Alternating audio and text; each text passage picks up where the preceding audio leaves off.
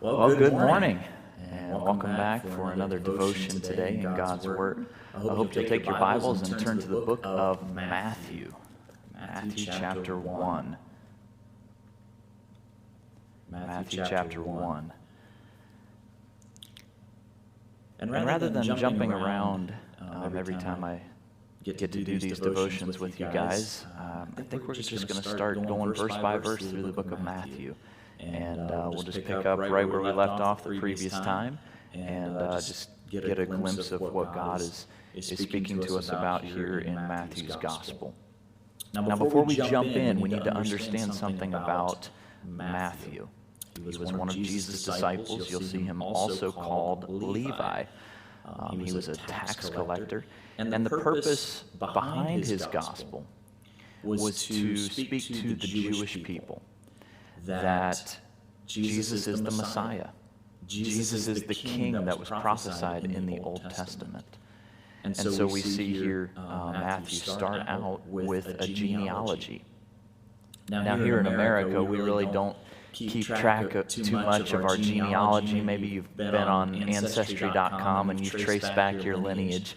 But I don't think that that's something very prevalent with how America is as a melting pot of society. But the Jewish people, they were very concerned about keeping their race pure, keeping their bloodline going on, and as Jesus was the promised Messiah. And so here we see in Matthew chapter 1, this is what he starts off with. He says in verse number 1, the book of the generation of Jesus Christ, the son of David, the son of Abraham. Notice he doesn't start out by saying that he's the son of Mary and Joseph. He says, I got to take you all the way back to what God promised. See, God had promised that David would have a seed that would reign on the throne of David. We find that in the book of 1 Kings chapter 7, I believe. But we see, 2 Samuel 7, I believe. We see that David was promised a lineage, that his son would be the Messiah. So it's important for Matthew to point that out. And David is also the son of Abraham, going back to the Abrahamic covenant, that God would promise Abraham a land, a seed, and a blessing. And that through Abraham's seed, all families of the earth would be blessed. So we see Matthew start out with that. We see the other names that are mentioned along here. Verse 2, Abraham begat Isaac, and Isaac begat Jacob, and Jacob begat Judas and his brethren. Now, this isn't Judas that betrayed Jesus. This is the Greek name of Judah, the son of Jacob, Judah. And Judas begat Pharez and Zerah of Tamar. Now you'll notice here, both with Judas and Tamar, that they're spelled a little bit differently. That's just the translation from Hebrew names to Greek names. Just like my name is George in English, and in Spanish it's Jorge. It's spelled very differently. It's spelled with a J instead of a G. Same idea here. And Pharez begat Esrom, Esrom begat Aram, and Aram begat Aminadab, and Aminadab begat Naason, and Naason begat Salmon, and Salmon begat Booz. Now we would know him as Boaz of Rahab. So you've got some important people mentioned here. And Boaz begat Obed of Ruth, and Obed begat Jesse. And Jesse begat David the king, and David begat Solomon of her that had been the wife of Uriah. Now notice here, just in these first 6 verses, something interesting. First of all, these people are not perfect. We find that Judah is mentioned, and he's mentioned along with Tamar. Now, the story of Judah and Tamar is not a pretty picture. The story of Judah and Tamar involves Judah marrying Tamar to one of his sons. And that son died. The next son died. And the third son that Judah had promised to give to Tamar, he didn't give to her. And so Tamar dresses herself up like a harlot, and Judah pays for her to have a relationship with him. And when the time came for Judah to go back and figure out, okay, where is this harlot that I was with? It was Rahab. It was Tamar. And Tamar begat children from her father-in-law. That's not a pretty picture, but it's included in the genealogy. Notice also that women are included in here.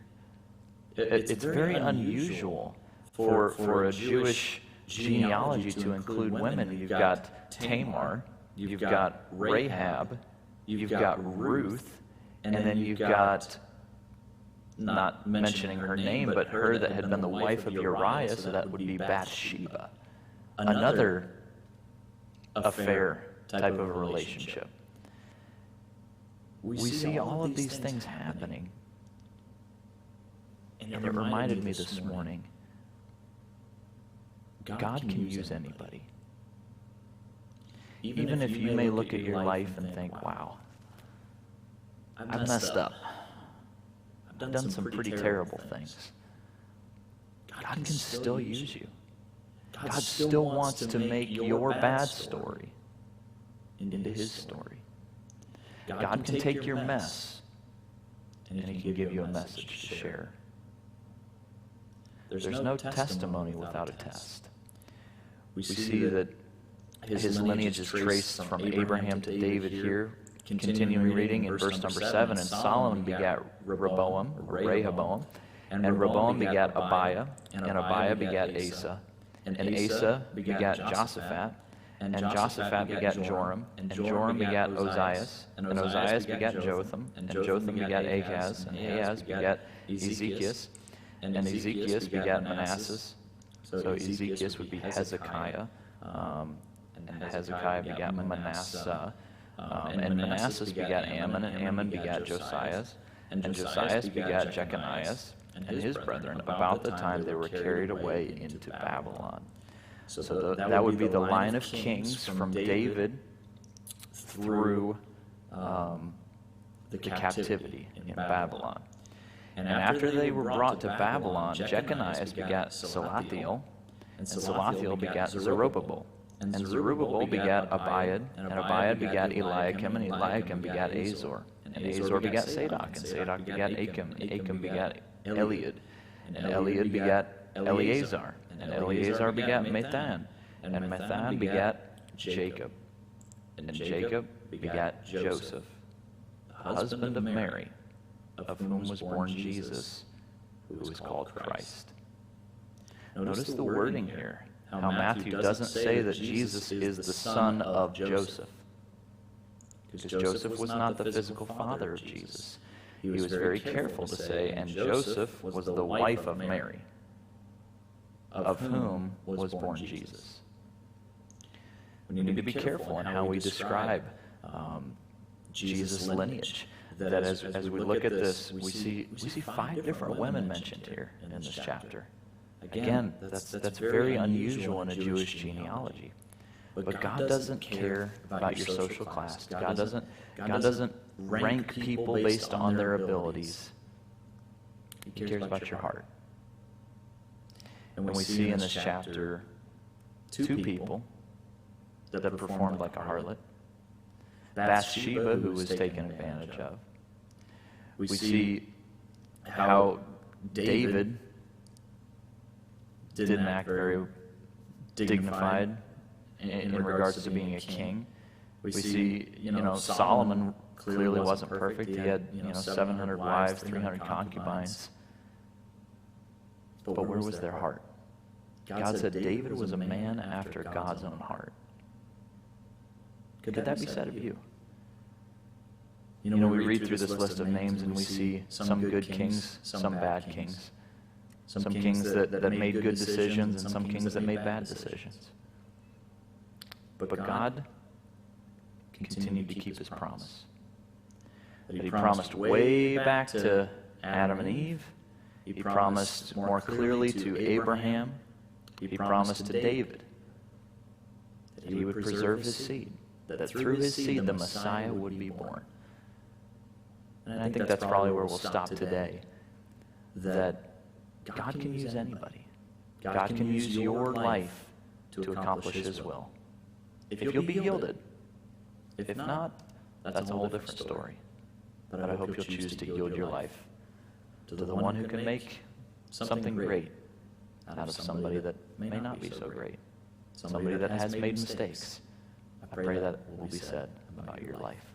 Father, we thank you so much for Matthew's gospel and how he gives us hope from the outset that imperfect people can be used by a perfect God. I pray that would be our takeaway today, that we would meditate on that thought as we go throughout our day, that even though we may mess up, that you still have a plan, your promises are still true, and your faithfulness will be with us. In Jesus' name, amen. Have a great day, and we'll see you next time in Matthew chapter 1, and we'll pick up in verse number 17.